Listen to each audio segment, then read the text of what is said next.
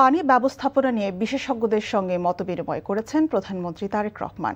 সচিবালয়ে মন্ত্রিপরিষদ বিভাগে প্রধানমন্ত্রীর কার্যালয়ে এ সভা অনুষ্ঠিত হয়। সামাজিক উন্নয়নমূলক সংগঠন ফুটস্টেপস বাংলাদেশের নেতৃত্বে পরিবেশ, পানি ও প্রকৌশল খাতের বিশেষজ্ঞ এবং এ সংক্রান্ত কয়েকটি প্রতিষ্ঠানের প্রতিনিধিরা সভায় অংশ নেন।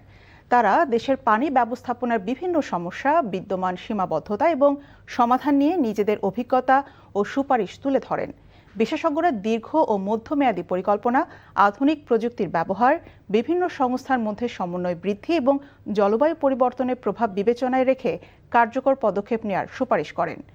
সভায় দেশের খাল পুনরুদ্ধার, নদী ও বাঁধের স্থিতিশীলতা, নগর ড্রেনেজ ব্যবস্থার উন্নয়ন, বর্জ্য পানির পরিশোধন এবং বৃষ্টির পানি ব্যবস্থাপনা নিয়ে বিস্তারিত আলোচনা হয়।